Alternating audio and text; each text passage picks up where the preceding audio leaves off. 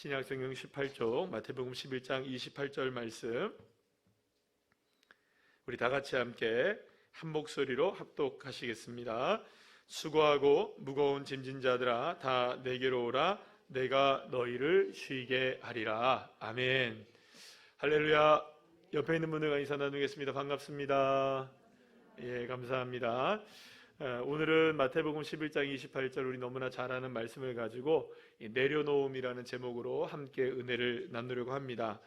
하나님의 뜻을 알아가는 것은 그리스도인들에게 있어서 삶의 나침반과 같은 아주 중요한 것이라고 말할 수가 있습니다.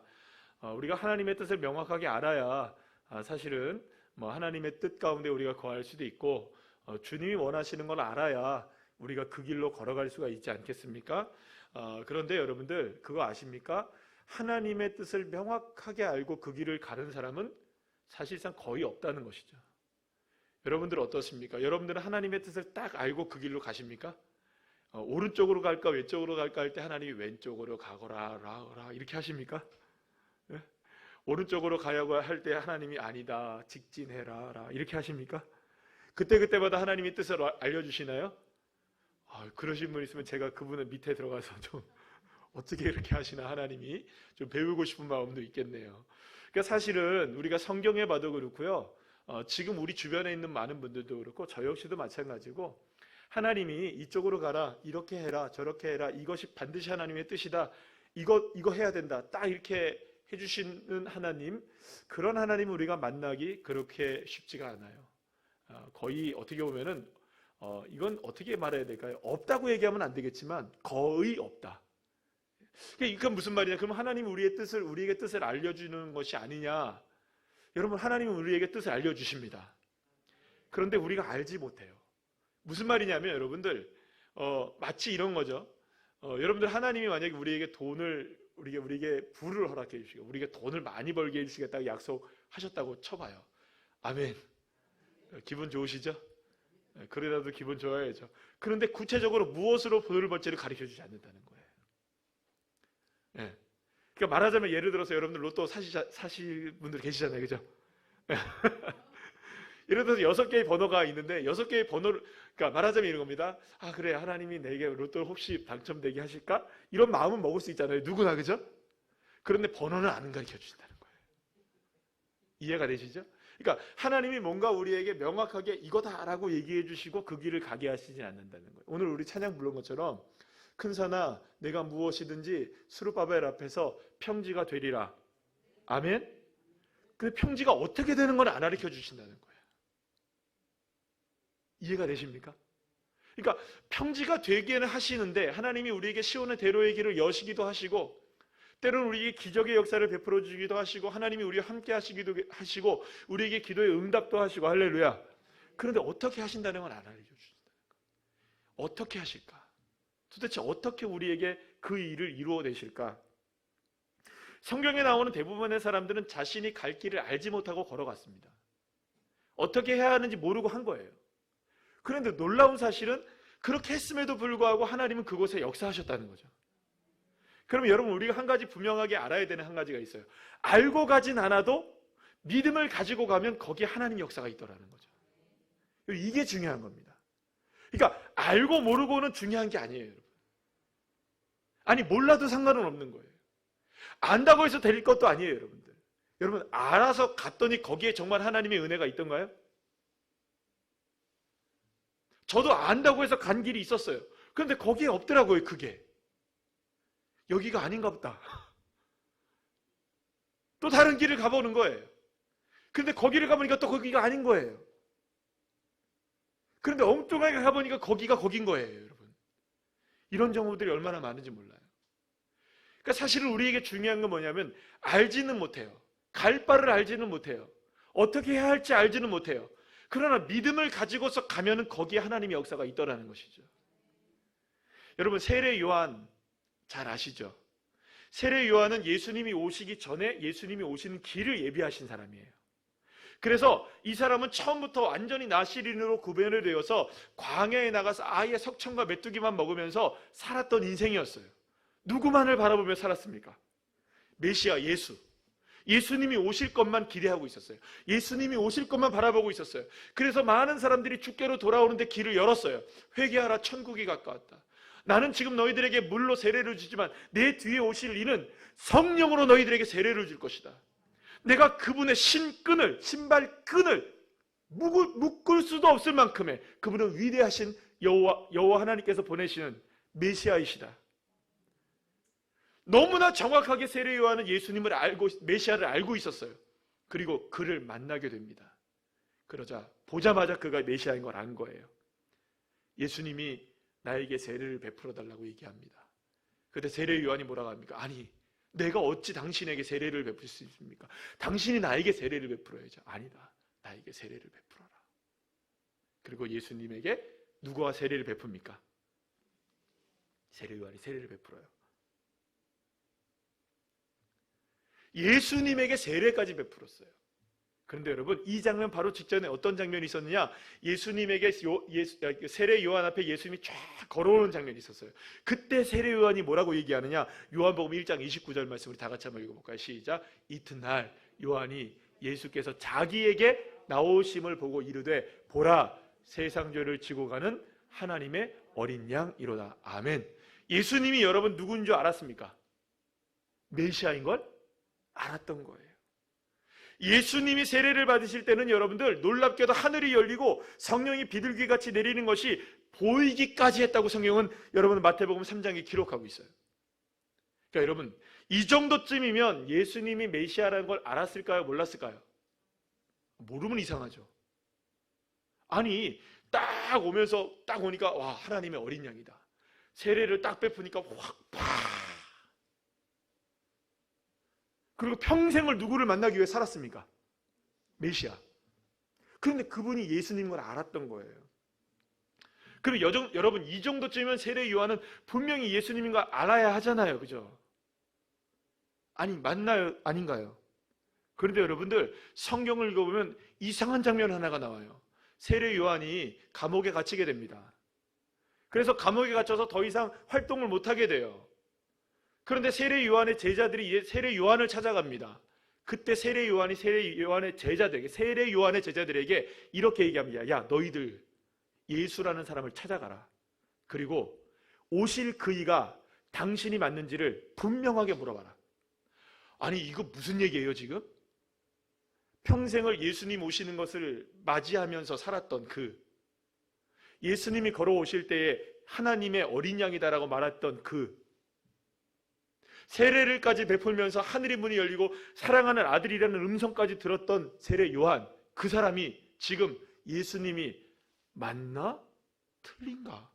다른 사람을 기다려야 되냐? 아니면 당신이 정말로 메시아가 맞는가? 여러분, 이거 세례 요한이 고민한다 치면 여러분, 우리 어떡할까요 여러분? 아니, 세례 요한이 고민을 해요 이걸 가지고? 그래서 실제로요, 제자들이 예수님을 찾아갑니다. 그래서 예수님에게 물어요. 오실 그이가 당신이십니까? 우리 스승이 세례 요한께서 물어보라고 말씀하십니까? 물어보라고 말씀하십니다. 아니면 다른 일을 기다려야 할까요? 누가복음 7장에서 말합니다. 실제로 요한의 제자들이 가서 예수님을 찾아가서 이 이야기를 물어봤던 거예요. 여러분, 이거 이해가 되시는 분 한번 손 들어보시죠. 세례 요한이 예수님을 몰랐다. 처음 들어보시는 얘기입니까? 자세하게는 잘 안 들어보셨죠? 그런 줄은 그냥 알고는 그냥 그런 얘기가 그냥 어디엔가 써져 있는 건 아는데 이거는 잘 모르셨을 거예요. 잘 모르고 넘어가는 얘기예요. 그러니까 세례 요한의 믿음을 의심한 적이 있습니까? 없습니까? 우리가? 없으니까. 아니, 세례 요한 정도의 사람을 우리가 어떻게 예수님을 의심한다고 생각했겠어요. 그런데 여러분, 그럼에도 불구하고 세례 요한은 정말 의심을 했던 거예요. 정말로 예수님이 맞는가? 확신이 없었던 거예요. 사랑하는 여러분, 여기에서 저와 여러분, 제가 말씀드리려고 하는 건 세례 요한이 믿음이 없었다는 결론을 내리자는 게 아니에요. 그러면 성경이 이상해져요. 세례 요한이 지금 믿음이 없다는 얘기를 하는 게 아니에요. 저는 중요한 건 뭐냐면 세례 요한도 모를 수 있다는 거예요. 그럼 여러분들 한번 물어보죠. 여러분 우리 신앙생활 1년, 2년, 3년, 4년, 5년, 10년, 20년, 30년 하잖아요 지금. 그죠? 예수님 잘 아십니까? 하나님 잘 아십니까? 주님의 뜻을 명확하게 알고 계십니까? 주님의 말씀이 무슨 뜻인지 여러분들 알고 따라가고 계십니까? 무슨 말씀인지 알고 아멘 하십니까? 왜 대답이 없으십니까? 안 하시기로 작정하셨나요? 혹시 대답 안 하시기로 작정하시고 3일 금식하고 오신 거 아니시죠? 우리가 얼마나 많은 말씀들을 아는 것 같지만 모르는 게 많은지 몰라요. 그런데 여러분, 제가 오늘 이 시간에 이 말씀을 통해서 우리가 위로받기를 원합니다. 세례 요한도 잘 몰랐다는 거. 세례 요한도 예수님을 만났는데도 몰랐다는 거. 그런데 여러분, 놀라운 사실이 있어요. 세례 요한의 제자들이 찾아가서 예수님을 만나요. 그 장면이 마태복음 11장에도 나옵니다. 그러니까 복음서에 계속 나오게 되는데요. 마태복음 11장에 그 앞에 쪽에 나와요. 그래서 세례 요한의 제자들에게 이런 얘기를 하는 겁니다. 여러 가지 얘기를 해줘 예수님이. 가서 얘기해라. 그러면서 예수님이 얘기하시는 게 어떤 얘기를 하시냐면 뭐 이렇게 여러 가지 병든 자가 오책을 받고 귀신들이 떠나가고 이런 역사가 있다고 얘기하지 않았느냐, 뭐 이런 얘기를 직접적으로 막 그냥 탁 내다 나 그리 못 믿나 이래 예수님이 얘기하지 않으시고요. 여러 가지로 풀어서 설명을 해주세요. 그러면서 예수님이 무슨 얘기를 하시냐면 세례 요한의 제자들과 많은 사람들이 지금 듣고 있었잖아요. 그 얘기를. 그때 예수님이 뭐라고 말씀하시냐면 마태복음 11장 11절 말씀에서 이런 얘기를 하세요. 다 같이 한번 읽어볼까요? 시작. 내가 진실로 너희에게 말하노니 여자가 낳은 자 중에 세례 요한보다 더 큰 이가 일어남이 없도다. 그러나 천국에서는 극히 작은 자라도 그보다 크니라. 아멘. 여러분 마태복음 11장 말씀을 전체적으로 한번 집에 가서 읽어보시길 바랍니다. 그러니까 지금 세례 요한의 제자들이 다가와서 이야기한 끝에 예수님이 이 이야기를 하신 거예요. 그러면 여러분 우리 같으면 어떻게 우리가 지금 세례 요한에게 대해서 예수님이 얘기하실 것 같습니까? 방금 전에 이야기 생각한다면 세례 요한 믿음 없네. 알고 보니 이 사람 광야에서 뭐 외친 건 도대체 뭘 외친 거야? 이럴 수 있잖아요 예수님이. 그러면서 예수님이 세례 요한한테 뭐라고 얘기하면 딱 맞겠어요. 회개하라. 천국에 가까웠다. 이렇게 얘기하면 딱 그게 오히려 맞을 것 같아요. 왜냐하면 의심을 했으니까. 그런데 예수님이 뭐라고 말씀하시느냐? 여자가 낳은 자 중에 세례 요한이 가장 위대한 사람이다. 엄청난 칭찬을 한 거예요. 아니 몰랐는데요 예수님을? 예수님을 만나보고 예수님을 세례까지 줬고 예수님은 하나님의 어린 양이라고 최초로 고백했던 사람 중에 한 명이었던 이 세례 요한이 예수님에 대한 의심을 품었는데도 불구하고 예수님은 세례 요한에게 뭐라고 얘기합니까? 여자가 낳은 자 중에 가장 위대한 사람이 세례 요한이다. 이해할 수 없는 칭찬이에요.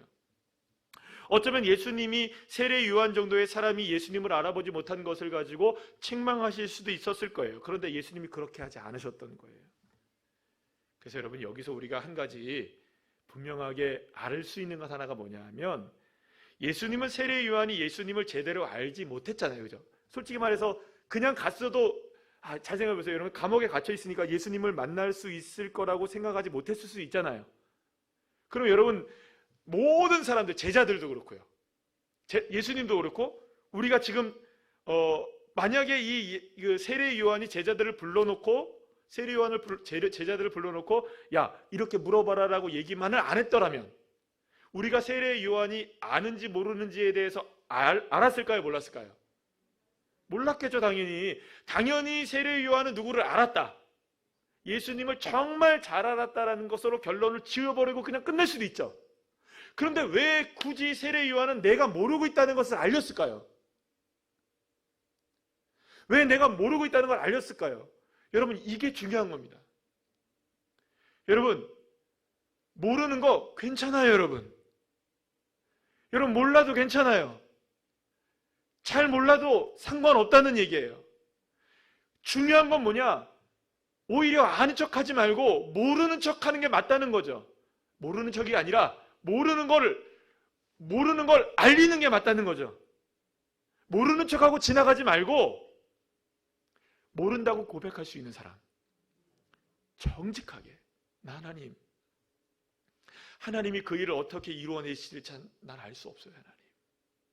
하나님이 어떤 방법을 쓰실지 나는 알 수 없어요. 그래도 이 상황에 나는 도저히 알 수가 없어요. 하나님이 정말 나의 하나님이 되어주실지 그것조차도 나는 알 수 없어요. 그러나 주님, 하나님이 나의 하나님 그 한 분만임을 믿고 갑니다. 사랑하는 여러분, 알아서 따라간다고요? 알아서 주님을 믿는다고요? 아니요. 몰라도 믿고 가는 겁니다. 몰라도 괜찮다는 거예요. 오히려 모른다는 것을 주님 앞에 고백하기를 주님이 원하시는 거예요. 나는 알 수 없어요, 주님. 나는 지금 몰라요. 어떻게 해서 그 방법이 이루어질지, 어떻게 해서 그것이 가능한지, 정말로 하나님의 역사가 나의 삶에 일어날지, 주님, 난 정말로 모르겠어요, 주님. 그러니 주님, 나의 이 모름 가운데 주님 역사해 주십시오. 주님 대답해 주십시오. 나의 이 모름을 깨끗하게 해결해 주십시오, 주님. 사실 주님, 이게 주님이 저와 여러분에게 원하시는 것이에요. 여러분, 괜히 저도 그렇고요. 제가 오늘 이 말씀을 묵상하면서도 그런 생각을 했는데요. 괜히 아는 척하지 맙시다. 적어도 세례 요한 이 사람을 우리가 생각했을 때 그저 아는 척하지 말았으면 좋겠어요. 모르는 게 오히려 은혜인 거죠. 그런데 여러분, 방금 전에 말씀한 거 다시 한번 보여주겠습니다. 요한복음 다시 한번요. 우리 마태복음 11장 11절 말씀 다시 한번 보여주겠어요? 맨 마지막에 보면 이런 얘기 나와요. 그러나 천국에서 극히 작은 자라도 그보다 크니라. 그럼 여기서 극히 작은 자는 누구를 얘기하시는 걸까요? 저와 여러분을 얘기하는 거예요. 그럼 말도 안 되잖아요. 우리가 어떻게 세례 요한보다 더 커요? 클 수 있는 방법이 하나가 있는 거예요. 뭔지 아시겠어요? 난 세례 요한보다 더 모르는 사람이에요. 아멘. 극히 작은 자가 되면 되는 거죠. 지극히 작은 자. 사랑하는 여러분, 작은 자 되시기를 축복합니다. 하나님 앞에 아는 채 하지 말고 정말 모르겠다고 그냥 솔직하게 고백하시는, 그래야 여러분 맡길 수가 있는 거예요. 내가 모르고 내가 못하고 내가 안 되느니 여러분 하실 수 있는 하나님께 맡길 수 있는 건데, 괜히 아는 척, 할 수 있는 척, 괜찮은 척, 척척하지 마시고 세례 요한처럼 그냥 모른다고 얘기하시고, 그리고 그냥 주님께 맡겨버리세요. 그냥 맡겨버리세요. 굴려버리세요, 주님께. 왜 그거 쌓아잡고 그냥 갖고 계시냐고요. 안 되는 거 그냥 맡겨버리시란 말이에요. 더 맡겨버리세요. 더더더 맡겨버리세요. 아주 맡겨버리세요. 그러면 주님이 역사하셔요. 세례 요한 칭찬받았잖아요. 저와 여러분 오늘 이 밤에 칭찬받을 수 있는 유일한 방법 딱 하나가 있는 거예요. 모르겠다고 고백하면 되는 겁니다. 주님, 어떻게 우리 가정을 회복시켜 주시겠습니까? 난 도무지 생각해도 방법이 없는데. 그러나 주님은 아시잖아요. 주님만 하시잖아요. 내 자녀들 어떻게 주님 변화시켜 주시겠습니까? 나는 지금까지 30년을 키우고 20년을 키우고 10년을 키워도 도대체가 어떻게 될지 모르겠는데, 주님, 나는 안 되네요. 이제는 주님만 하실 수 있으십니다. 주님, 내 사업과 직장을 어떻게 할까요, 주님? 내가 아무리 이렇게 해보고 아무리 저렇게 해봐도 도무지 길이 알년 일인데 주님만 아시잖아요. 주님께 맡겨드립니다. 하나님, 우리 교회 어떻게 할까요, 주님? 주님만 아시잖아요. 주님이 하시잖아요. 주님께 맡깁니다. 할렐루야. 솔직하게 고백하는 세례 요한의 모습. 여러분, 세례 요한 정도가 되면요, 여러분 말 못하는 사람인 거예요. 세례 요한 정도의 사람이면 어떻게 여러분 예수님 찾아가서 그렇게 얘기를 하겠습니까? 근데 세례 요한은 자신의 삶이 얼마 남지 않았다는 거 직감한 거예요. 왜냐하면 이제 사형을 얼마 있으면 당하거든요. 목 베어 죽잖아요, 헤롯에게. 그러니까 지금 자기가 살아날 수 있는 가능성이 없으니까 살아있을 동안에 나 모른다고 고백해야겠다는 거예요. 내가 분명히 세례도 주고 내가 분명히 하나님의 어린 양이라는 걸 봤지만 나 잘 모르겠다. 여러분, 세례 요한 정도면 그렇게 말하기 힘든 거예요. 그러나 여러분, 세례 요한이 그랬다면 목사도 그래야 되고요. 장로님도 권사님들도 집사님들도 성도님들도 다 모른다 고백하는 게 맞는 겁니다. 그게 칭찬받는 길이 되는 것이죠. 왜냐하면 여러분, 저와 여러분에게 하나님이 원하시는 게 뭘까요? 잘 아는 거 물론 원합니다. 왜냐하면 여호와를 힘써 알자. 정말 힘써 알자. 주님 여러분 아시기를 축복합니다. 그런데 오해하지 마세요. 우리가 완벽한 걸 주님이 원하시는 걸 아니라는 걸요. 주님이 우리가 완벽하게 알고 완벽하게 이해하며 완벽하게 결정하시는 것을 우리에게 원하는 것이 아니에요. 왜냐하면 여러분, 완벽은 우리의 영역이 아니니까. 여러분, 그래서요, 실제로 우리가 완벽하면 얼마나 완벽할 수가 있겠어요? 무엇이 완벽하다고 내세울 수 있을까요, 여러분? 오히려 우리에게 드러나는 건 늘 부족함인 거예요. 그러니 여러분, 우리가 그렇게 살아야 되는 거죠. 우리가 하나님 믿죠? 하나님 믿으십니까? 아멘이시죠? 여러분, 나 완벽합니까? 부족합니까? 결점 많습니까? 결점이 없습니까? 많습니다. 고백하시죠? 그러면 여러분, 내 아들, 딸, 자녀들, 식구들, 주변에 있는 사람들 볼 때마다 속 터지죠? 네, 속 터지죠? 우라통이 터지죠? 어이구 하는 생각 들죠? 네, 정상입니다. 왜요? 흠 있고 문제 많고 다 있어요. 근데 어떻게 할 거예요, 여러분? 나도 부족한데. 내 눈에 부족해 보여도요, 여러분, 그걸 주님께 맡기며 기도만 하십시오. 하나님, 저 부족한 부분을 우리 아이가, 우리의 가정이, 우리 교회가, 내가 깨닫고 알게 하시고 고백하게 해주시고, 그래서 주님 그곳에 개입하여 주셔서 하나님의 주권적인 역사로 그 부족한 것을 주님이 채워주십시오. 그러니까 여러분들, 사람 다그칠 일이 아니고요, 여러분. 사람 다그칠 일이 아니고 교회 다그칠 일이 아니고 누군가를 뭐 이렇게 다그칠 일이 아닌 거예요. 어떻게 보면 그저 우리는 무엇을 할 수밖에 없느냐? 기도의 영역인 거죠. 여러분, 아브라함을 향해서 하나님이 지시할 땅으로 가라고 하셨죠? 그냥 다른 얘기 안 하셨어요. 지시할 땅으로만 가라고 하셨지 어디로 가라고 얘기하지 않으셨어요. 그런데 여러분, 당시에 이 아브라함이 거주하고 있었던 땅은 하란이라는 땅이었어요. 물론 갈대아 우르에서 하란으로 왔다가 하란에서 오랫동안 머물게 되죠. 아버지 데라가 이제 갈대아 우르에서 하란으로 왔다가 거기서 하란에서 머물다가 아버지가 죽잖아요. 그러니까 하란에서 오랫동안 머문다고요. 근데 이 하란만 하더라도 굉장히 좋은 땅이었어요. 대도시였단 말이에요. 그런데 하나님이 지시할 땅으로 가라 했더니 어디까지 갈까 계속 가다 보니까 가나안 땅까지 왔네요. 가나안이라는 곳은요, 여러분들 말하자면 이런 겁니다. 하란이라는 곳은 대도시 서울 같은 곳이고요. 이 가나안 땅이라는 건 아주 깡시골인 거예요. 그럼 누가 여러분들 하나님이 가라고 하셨을 때 여러분들 순종할 수 있을까요, 없을까요? 대도시에서 깡시골로 가라. 쉽지 않은 거예요. 사실 누구도 원하는 길이 아니었을 거예요. 무엇보다 아브라함은 갈 바를 알지 못하고 나갔어요. 어디로 가야 할지도 모르고 간 거예요, 그냥. 그뿐이 아니었어요. 아브라함은 하나님의 뜻을 제대로 알지 못해서 아내 사라를 누이라고 속이기도 했어요. 그것도 2번씩이나.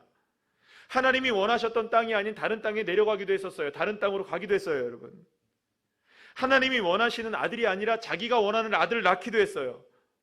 여러분, 믿음의 조상이라고 이야기하기 부족한 것이 얼마나 많은지 몰라요. 지멋대로 행하고 자기 마음대로 하고 자기 멋대로 움직이고 자기 마음대로 했어요. 아는 것이 하나도 없었어요, 여러분들. 도무지 아는 것이 없었어요. 마지막에 여러분들 아브라함의 믿음의 조상이 되려고 했을 때에 그냥 하나님이 가라고 합니다. 어디로? 모리아 산으로 가려고 해요. 그리고 아이를 뭐를 잡으라? 번제물로 드리라.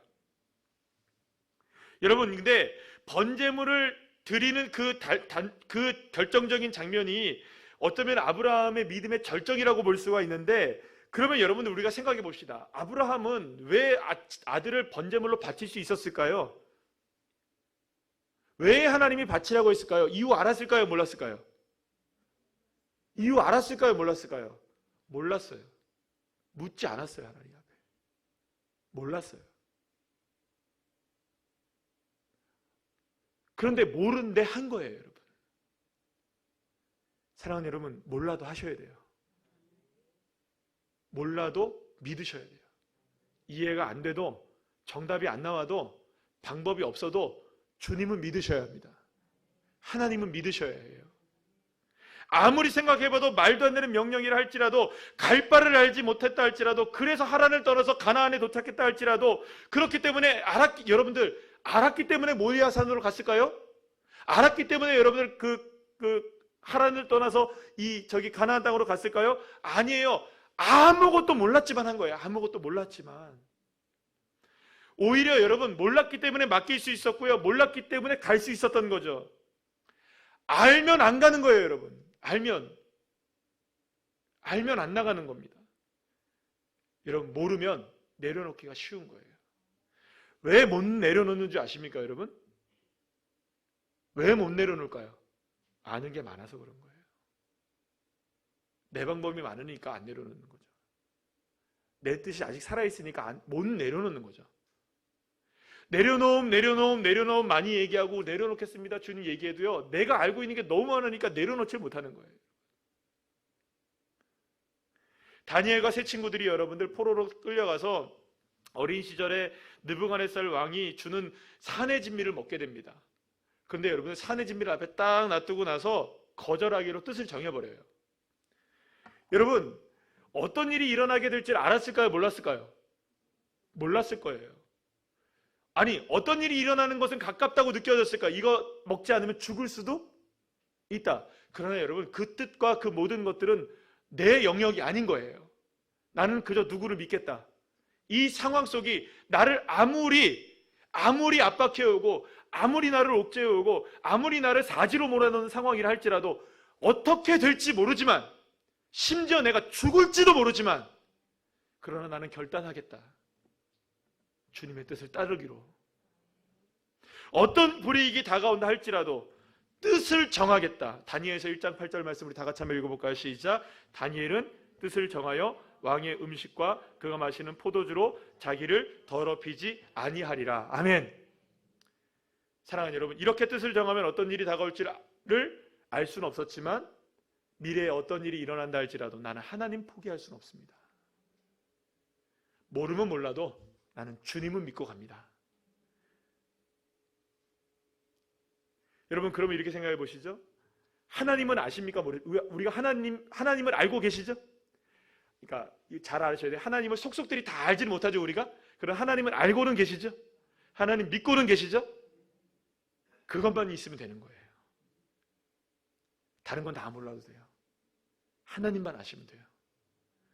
내 하나님, 나의 능력의 주님, 나를 인도하시는 하나님, 내가 쓰러져 있을 때 나를 건져내신 하나님, 내가 넘어졌을 때 나에게 오른손으로 나를 붙들어 주신 하나님, 엎드려지고 넘어지나 아주 엎드려지게 하지 않게 하신 하나님, 새벽 날개를 치며 저 바다 끝까지 도망을 쳐도 그곳에서도 나를 인도하시는 주님, 나의 방패가 되시는 주님, 나의 산성이 되시는 주님, 나의 요새가 되시는 주님, 나의 피할 바위가 되시는 주님.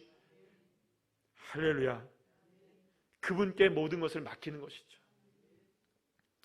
사랑하는 여러분, 그러고 보면 세례 요한도 모르는 것을 솔직하게 고백했던 사람이었습니다.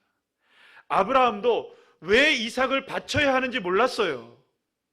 다니엘의 친구들도 자신의 삶에 이 음식을 먹으면 어떤 일이 일어나게 될지 알지 못했습니다. 그러나 그들의 삶이 알지 못하는 일들이 너무나 많아도 딱 하나는 알았던 거예요. 주님 한 분. 내 모르는 것 주님께는 맡겨야지. 내 모르니까 주님께는 내려놔야지. 내 모르니까 좋은 일이든 안 좋은 일이 일어날지, 이 길로 걸어가면 괜찮을지 저 길로 걸어가면 괜찮을지 나는 아는 것이 아무것도 없지만 바로 그때야 내가 지금 할 것이 무엇이냐, 다 모든 것을 누구에게 맡길 수밖에 없는, 아는 것과 모르는 것, 내 모든 인생의 모든 것들까지도 다 누구에게 내려놓을 수밖에 없는, 주님께 내려놓을 수밖에 없는 시간이 된다는 것입니다. 사랑하는 여러분, 방금 전에 제가 마태복음 11장 얘기를 하면서 거기에서 세례 요한의 제자들이 찾아온 얘기를 했다고 그랬잖아요. 그리고 그 이야기가 세례 요한을 칭찬하는 장면으로 마친 다음에 같은 장 안에 오늘 우리가 함께 읽은 본문의 말씀이 들어있는 거예요. 그래서 저는 이 본문을 생각하면서 그 생각을 한 거예요. 마태복음 11장 28절 우리 다시 한번 읽어볼까요? 시작. 수고하고 무거운 짐진 자들아 다 내게로 오라 내가 너희를 쉬게 하리라. 아멘. 사랑하는 여러분, 이거를 세례 요한에게만 한번 국한시켜서 한번 생각해 보시죠. 세례 요한은 얼마나 답답했을까요? 나 잘 모르겠는데, 나 정말 모르겠는데. 많은 사람들이 물어봤겠어요? 안 물어봤겠어요? 여러분들 물어봤을까요? 안 물어봤을까요? 야, 저기야, 세례 요한 선생님, 우리가 기다려야 될 메시아가 저분이 맞습니까? 라고 물어보는데 대답을 안 해줄 수도 없고 해줄 수도 없고. 그러니까 여러분들이 얼마나 답답했겠어요? 얼마나 무거웠겠어요? 그 짐이 그걸 누구에게 맡긴 겁니까? 아예 주님 난 몰라요. 주님 대답해 주세요. 맡겨버린 거죠. 그러면 여러분 얼마나 시원했을까요? 마음이 시원했겠어요? 안 시원했겠어요? 시원했겠죠. 맞구나. 정답을 얻었겠죠. 세례 요한 한 사람에게만 맞춰도 이 말씀은 자신의 무거운 짐을 주님께 내려놨을 때 얼마나 세례 요한이 마음이 시원해졌을까. 어쩌면 세례 요한은 여러분들 이 헤로드 왕이 목을 치는 것에 전혀 두려워했을까요? 안 두려워했을까요? 왜 안 두려워했을까요? 그래도 내가 사명을 잘 감당하고 주님께로 가는구나. 그 생각 안 했을까요? 세례 요한이? 그러니 얼마나 마음이 시원했겠어요. 사랑하는 여러분, 하나님은 저와 여러분에게 완벽을 요구하지 않으십니다. 모를 수도 있고 때로는 몰라도 됩니다. 그러나 하나님이 우리에게 원하시는 것은 하나님 앞에 완벽하게 나의 삶 모든 것들을 다 내려놓는 것을 원하시는 거예요. 우리가 완벽한 걸 원하시는 것이 아니라 완벽하게 주님께 내려놓는 것만 원하시는 것이죠. 그래서 시편 37편 5절 말씀 우리 다 같이 한번 읽어볼까요? 시작. 내 길을 여호와께 맡기라. 그를 의지하면 그가 이루시고. 아멘. 여러분 여기에 다시 한번 보여주시겠어요? 자기 이름을 넣어서 한번 읽어볼까요? 시작. 자기 이름 집어넣으시네요. 제가 오준하면 전부 다 오준 따라하면 저는 좋아요. 이게 다 그렇게 되니까. 다 시작. 그를 이제 여호와를 이라는 거로 바꿔볼까요? 시작. 여호와를 다시 처음부터 시작.